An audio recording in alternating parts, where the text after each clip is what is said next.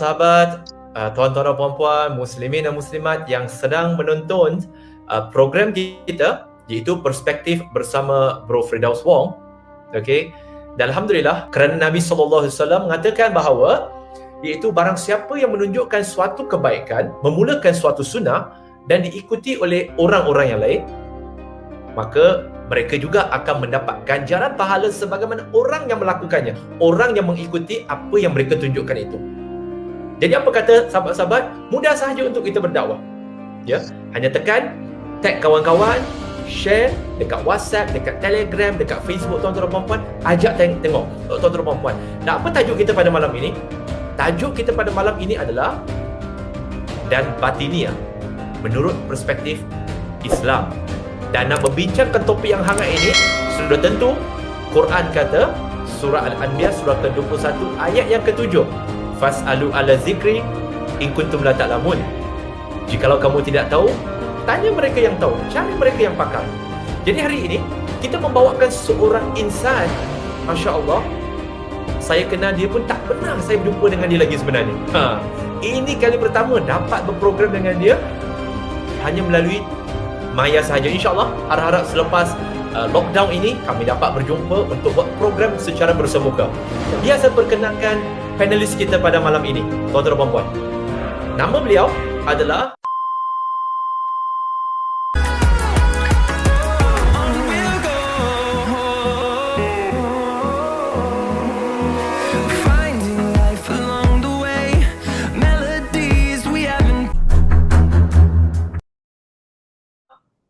Norderus, ataupun biasanya ya kita panggil sebagai Ustaz Norderus, tetapi sekarang di Facebooknya dikenali sebagai Wilson. Kenapa Wilson? Nanti kita dengar kenapa Wilson. Okey. Dan beliau lahir pada tahun 1985, masya-Allah, masih muda lagi, dan membesar di Singapura. Lepas tamat pengajian di Madrasah Junaid Al-Islamiyah selama 12 tahun, beliau telah melanjutkan pengajiannya ke Universiti Al-Azhar dalam bidang akidah dan falsafah, masya-Allah. Ya, dan sejurus pulang ke Singapura, beliau bertugas di Masjid An-Naim sebagai eksekutif Jabatan Pemikir-Pemikir Islam. Tuan-tuan dan puan-puan, jangan salah faham, bukan saja fikir, tetapi juga buat sesuatu, bukan saja duduk merenung dan berfikir. Kemudian, beliau telah berhijrah ke Malaysia dan kini beliau merupakan Naib Presiden 2 MIASA, Mental Illness Awareness and Support Association. Beliau juga adalah salah seorang pengasas kepada Sidang Kalam. Nanti kita akan minta beliau untuk jelaskan. Dan iaitu sidang asatiza yang berusaha mengekang ajaran-ajaran sesat di media sosial. Wow, menarik. Ya. Beliau juga alhamdulillah merupakan seorang pengamal rawatan ruqyah selama hampir 10 tahun. Dan tuan-tuan dan puan-puan, untuk makluman, ini juga penting. Rumah beliau sudah pun berumah tangga dan mata telah pun bercahaya 3 kali. Masya Allah, alhamdulillah. Jadi kita alu-alukan panel kita pada hari ini, iaitu Ustaz Norderus. Assalamualaikum Ustaz, apa khabar? Waalaikumsalam Ustaz Firdaus. Ana berkhair, ana sihat, alhamdulillah. Ana sebenarnya lebih teruja untuk berjumpa dengan anda. Dah lama sebenarnya pendam niat nak bertemu. Alhamdulillah. Oh, Masya Allah. dia bukan dah terpendam kata apa sebab apa ya, tapi terpendam sebab sebagai saudara seagama. Masya Allah. Alhamdulillah. Sekarang ada di mana Ustaz? Ana di rumah, ada di dekat Selangor sekarang ni. Selangor. Damansara Damai, insya-Allah. Oh, Damansara Damai. Okey. Tak apa. Nanti kita PM tebing. Rumah kita dekat sebenarnya. Ya ke? Tapi sekarang kita tak boleh nak berjumpa untuk kita nak borak-borak lebih lanjut di kedai kopi dan sebagainya. Tapi alhamdulillah, sekali lagi ahlan wa sahlan kepada dalam rancangan kita Perspektif bersama Bro Firdaus.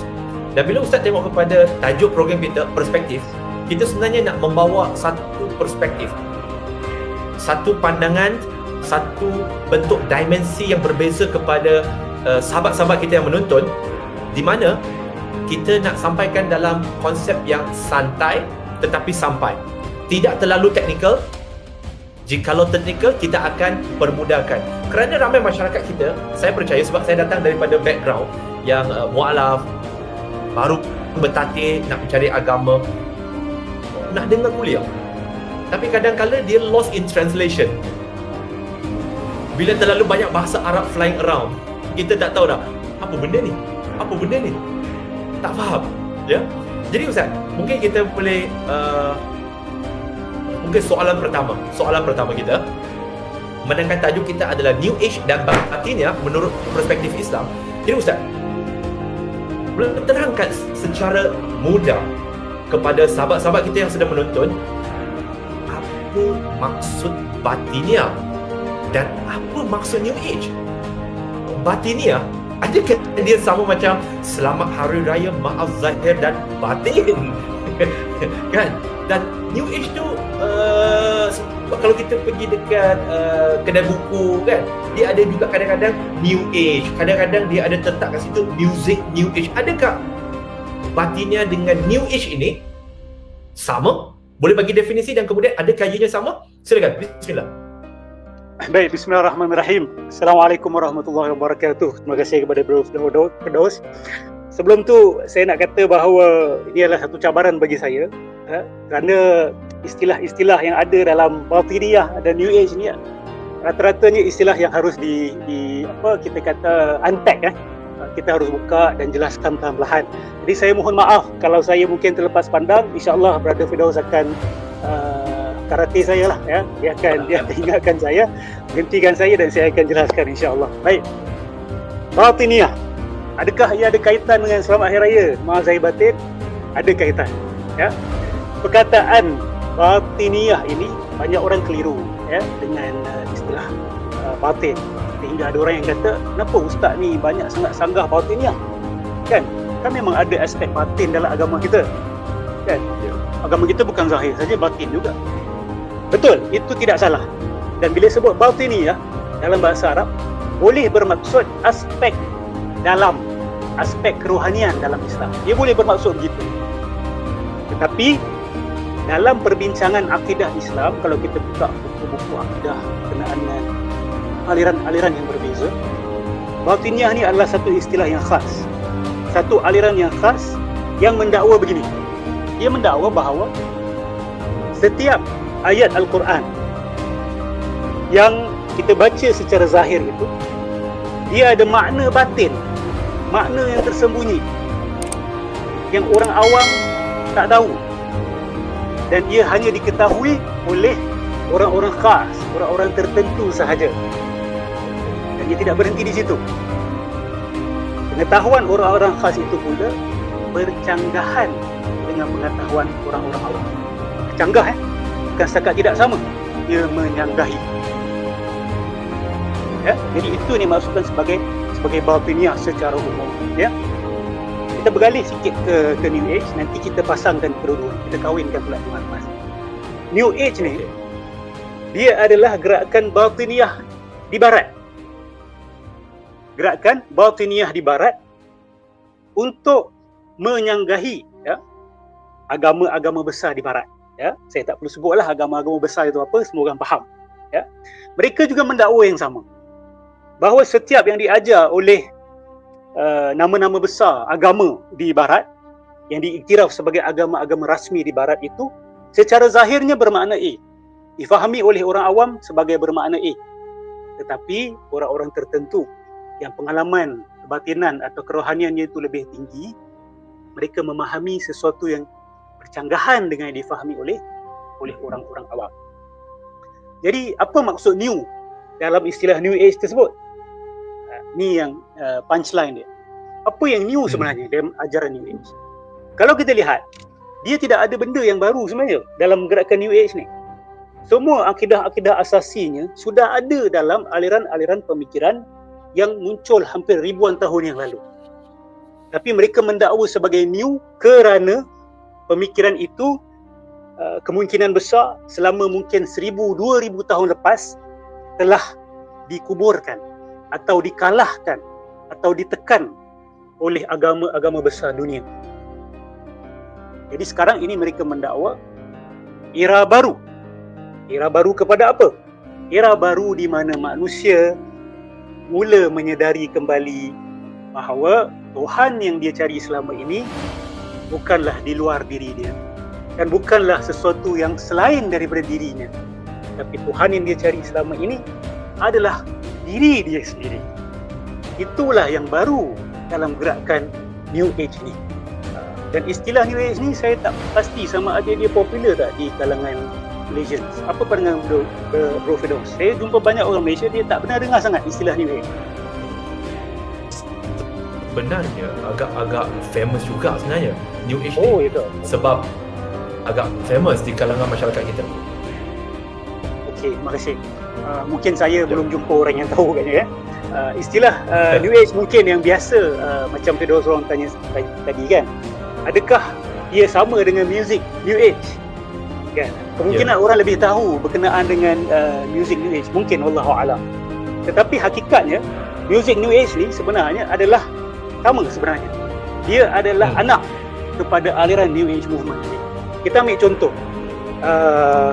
artis-artis seperti Kitaro. Okey. Yang saya rasa muzik dia tu agak kenal. Yani. Ya, dan siapa tu yang buat lagu apa? Pasal time tu. Allah Akbar. Perempuan. Dia ni Irish. Okey. Who can say who can say where the time goes? Enya ke apa entah. Yang Enya betul. Dah lama tak dengar muzik macam tu lah Ustaz. sama Ustaz. Jadi dia orang punya genre itu memang sebenarnya adalah untuk membawa falsafah, akidah yang dipromosikan oleh gerakan New Age ini. Dan kalau kita dengar lagu-lagu mereka itu biasanya berkenaan dengan consciousness. Istilah yang mereka biasa sebut tu consciousness. Ya, meningkat potensi diri manusia. Potensi ke tahap apa? Apa potensi tertinggi manusia dakwaan mereka? Potensi tertinggi manusia tidak lain tidak bukan adalah potensi ketuhanan. Ya, potensi ketuhanan. Dan cara nak sampai kepada makam ketuhanan itu adalah melalui meditasi, melalui pengosongan diri, kosongkan otak, kosongkan akal daripada thoughts. Baliknya kita tenangkan diri kita kembali bersatu kepada sumber segala-galanya, iaitu akal ataupun minda. Yang disebut sebagai minda tu, saya harap nanti saya ada peluang lah untuk jelaskan sebab dia agak teknikal dalam bab ni. Boleh. The concept of consciousness, the concept of mind, everything is mind, everything is consciousness, everything is energy, everything is one. Ini semua sama mazhab lah. Secara umumnya begitu. Okey, baik. Jadi Ustaz, maksudnya boleh ke saya kalau saya simpulkan bahawa New Age dengan batiniah ini sebenarnya dia adalah sebenarnya dari segi semangat dia adalah perkara yang sama, cuma dari segi packaging dia hanya berbeza. Setuju. Sebenarnya saya dah terfikir nak cakap macam tu, tapi awak dah ambil saya punya pemikiran. Betul. Dia batiniah ni kalau kita lihat, dia packagekan untuk orang-orang yang nak tambah ibadah. Dia rasa tak cukup dengan ibadah. Dia nak lebih. Maka golongan batiniah ni dia tahu mempackagekan dia punya produk ni supaya sesuai dengan orang yang seperti ini. New Age pula kalau kita lihat, dia target dia adalah ke negara barat kalau kita lihat. Selepas barat mereka kecewa dengan pengalaman mereka dengan agama, kita tahu kan, pengalaman mereka agama Kristian dengan gereja mereka, ialah ada trauma. Yes. Ramai di kalangan mereka yang terus merompat ke arah pertentangan, iaitu jadi ateis ataupun tidak mengambil berat tentang agama langsung. Yes. Jadi datang aliran ini, dia mempackagekan sebagai kamu tak suka agama, tak apa, kamu tetap boleh mengamalkan kerohanian. Bolehkah kita katakan bahawa Ustaz sebenarnya dia lebih kepada macam saya banyak berjumpa dengan golongan begini yang selalu kata terutamanya dari barat. Sebab bila kami buat street dakwah, kami akan berjumpa dengan golongan barat. Bila kami tanya, okay, which religions do you follow? Dia kata, no, I do not follow any religion in particular. I'm not religious, but I'm a spiritual. Yes. Ini betul. Ini antara slogan favorite mereka. They always speak about spirituality without religion. Ya, mereka tak suka do and don'ts kan. Betul. Mereka kata we do not subscribe to a systematic religion. We are Yes. spiritual people, but we are not religious people. Begitu. Betul. Dia trauma dengan hukum hakam agama ni. Dia trauma dengan pengawalan gereja. Jadi kata kami tak nak semua tu, tapi kami tetap nak rasakan bahawa kami ni adalah suatu entiti ataupun sesuatu makhluk yang ada aspek rohani. Sebab tu mereka tak boleh nak tolak. Jadi bila New Age datang kata, yes, you can still be spiritual. You don't need religion actually. Yang penting love, peace, positive mindset, no negativity, then you are tu menarik tu Ustaz. Tadi kalau Ustaz kata batinnya tu lebih kepada di kalangan orang Islam kita, betul? Konsep itu. Betul. Jadi tetapi kalau di barat mereka gunakan nama New Age. Sebab kalau gunakan konsep batinnya di Malaysia dan kemudian disebarkan kepada mereka yang bukan Muslim, maka mereka tak akan terima. Tetapi bila dari mereka bawa ke barat, batinnya ini dia bawa ke barat, dia macam inilah. Kalau kita lihat sebab kita perspektif kan, jadi saya juga akan share perspektif saya. Bismillah. Yes. Sebab bila kita lihat kita ada terutamanya di negara-negara Commonwealth ataupun di negara-negara sebelah Asia ini, kita ada satu attitude yang masih tak boleh dihakis lagi, iaitu white worshipping. Yes. White worshipping. Maksudnya dia beginilah Ustaz. Kalau Ustaz pakai baju doktor, pakai satu kot putih, Ustaz kata Ustaz doktor, berbanding dengan seorang Mat Saleh yang dia sebenarnya bukan doktor, tapi sebab dia kulit putih, dia pakai baju putih, maka orang akan pergi kepada dia berbanding pergi kepada kita yang berkulit sawo matang. Saya tak yang setuju. Macam ni. Dia akan pergi pada saya. Tak setuju kan? Saya handsome lagi. Okay. Dia mungkin pergi pada Ustaz sebab handsome. Tetapi secara umumnya, apa contoh sekarang ni, kalau kita di Malaysia, kita kata di Nusantara, mungkin sahabat kita di Indonesia, di Singapura juga sedang menonton, mungkin di Brunei juga sedang menonton. Kita lihat, kita sebagai orang Islam, kita ada tahu Habatus Sauda. Ya. Betul? Tetapi Habatus Sauda tidak dijenamakan sebagai Habatus Sauda di barat. Tetapi apa yang barat buat, mereka namakannya sebagai Black Seed Superfood. Lalu mereka repackaging dengan kandungan black seed yang jauh lebih sedikit berbanding dengan Habatus Sauda yang kita jual. Kemudian mereka jual dengan harga Yahudi. Jadi white worshipping. Jadi bila batinnya ini dia telah dibawa ke barat, kemudian sekarang kita nampak bagaimana barat mula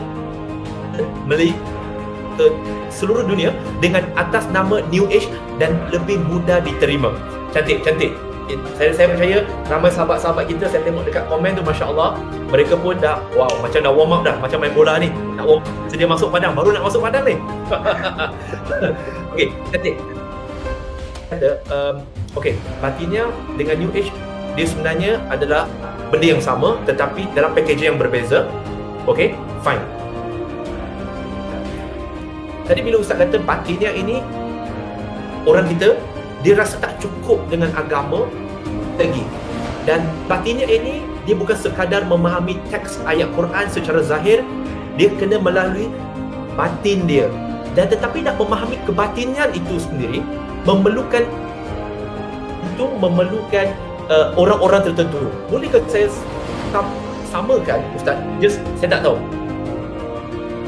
Contoh kalau dalam agama Buddha, agama Tao, agama Confucianism, dia ada upacara menurun, dia ada upacara bertapa. Adakah itu juga dikira sebagai bentuk batinnya dalam konteks mereka? Baik, soalan boleh buat thesis ya. Okey. Next thesis saya kena panggil Ustaz sebagai Dr. Nordrus. Amin insya-Allah. Amin. Baik. Jadi kalau kita lihat batiniyah ni, Imam Al-Ghazali dia ada tulis satu buku, tajuk dia Fadaih Al-Batiniyah, mana dia membongkarkan tembelang-tembelang batiniyah. Dia rumuskan batiniyah ni ada dua prinsip besar yang mereka pegang. Pertama sekali, mereka buang akal. Menarik ya? Mereka membuang akal. Nombor dua, nak selamat kena pegang wali ataupun imam yang maksum, yang tak boleh buat salah. Itu saja cara kita untuk mencapai potensi tertinggi kita sebagai seorang manusia lah, iaitu sama juga menjadi Tuhan, sama je.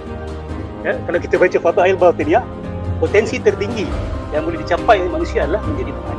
Jadi nak buang akal dan nak pegang pada wali ni, kalau diamalkan betul-betul, maka akan ditarik masuk sekali segala ritual-ritual, segala amalan-amalan pelik-pelik yang juga kerja dia adalah untuk mengenepikan akal. Dia tak suruh kita fikir, dia tak suka orang fikir-fikir. Kata akal ni adalah hijab. Akal ni adalah hijab untuk mencapai potensi tertinggi kita. Jadi cara nak sampai apa? Cara nak sampai adalah dengan membuang akal dan membiarkan diri kita ini dikuasai oleh Tuhan ataupun roh wali-wali ataupun roh orang-orang soleh ataupun roh jin ke apa ke, yang penting kamu buang akal kamu, biar yang lain take over. Kerana akal itu penghalang. Akal kalau ada penghalang, letak ke tepi. Biar Tuhan take over your body, your mind. Biar wali-wali take over you ataupun jin-jin yang soleh take over you. Mereka yang akan bawa kamu kepada kebenaran. Jadi bila dia dah tolak akal, dia kena bawa ritual. Sebab tu kita lihat New Age pun persamaan besar dia di situ. Dia orang tak suka logik-logik, perbincangan, perdebatan, academicism. Dia tak suka. Dia suka pengalaman, perasaan. Ya, saya rasa, Ustaz kasih saya zikir-zikir ni, saya rasa. Ustaz suruh saya buat meditasi ataupun coach suruh saya buat meditasi ni, saya rasa. Saya tak pernah rasa macam ni. Maka rasa itu adalah kebenaran. Berbanding ilmu. Ilmu ni lekeh lah. Rasa, saya nak rasa. Sama juga dengan golongan Batiniyah ni. Dia nak mencari rasa. Ilmu dia tak suka. Dalil dia tak suka. Hujah dia benci. Dia nak rasa. Sebab tu dia selalu tanya kita, kamu cakap-cakap ni dah rasa ke belum? The evidence or the proof is in the pudding, kan? Orang putih kata kan? Tapi masalah dia yang kita tanya kepada mereka, kalau kamu kata semua kebenaran itu bergantung kepada rasa, macam mana kamu nak tahu rasa kamu itu adalah rasa yang betul ataupun salah? Kan? Saya nak beli durian. Saya tak pernah makan durian. Saya tak pernah tengok durian. Saya orang putih lah kata kan. Saya tak pernah makan durian. Saya kena ada ilmu dulu durian itu apa. Kalau tidak, orang boleh tipu saya. Orang kata, ini makan ni durian. Padahal cempedak. Macam mana saya nak tahu? Saya rasa. Saya ingat rasa saya itu adalah, saya dah rasa durian. Memang sedap, memang manis. Dia warna kuning. Dan luar dia pun hijau. Description tu macam sama. Tapi hakikatnya salah. Sebab tu kena mula dengan ilmu, baru rasa. Tapi Batiniyah, the New Age, dia fokus hanya kepada perasaan, fokus kepada ritual-ritual yang menepikan akal, termasuklah tadi ritual-ritual menurun. Mereka banyak buat meditasi sampai menurun. Ini amalan terkenal di kalangan New Ages dan juga golongan Batiniyah. Ada satu ada seorang ulama kita yang menulis sebuah buku, dia menjelajah seluruh Malaysia ni, dan dia sertai beberapa majlis zikir-zikir di sebuah negeri. Dia kata dalam majlis tersebut, selepas mereka berzikir dengan nafas dan pergerakan dalam gelap, akhirnya salah seorang dari mereka terpekik dan pingsan dan jatuh ke lantai. Dan di tempat tu ada bara yang menyala sebab mereka bakar kemenyan atau setanggi atau wangi. Jadi bila dia dah meracau seperti itu, dia pergi ambil pula bara tu dan dia pergi masuk ke dalam mulut dia. Tapi dia tidak terluka lah. Senario seperti ini kita nampak dalam majlis-majlis selain agama Islam kan. Ritual-ritual selain agama Islam. Tapi benda ni sudah termasuk juga. Dan proses itu hanya berlaku selepas orang itu hilang akal. Dia buat proses meditasi Islamik sehingga akalnya terhenti, maka berlakulah kejadian-kejadian yang pelik. Bahkan kita boleh kata supernatural feats.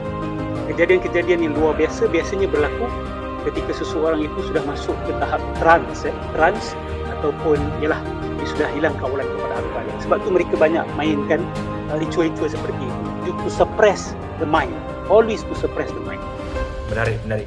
Ustaz, cuma okey, sekarang ni dia menimbulkan lebih banyak persoalan sebab Ya.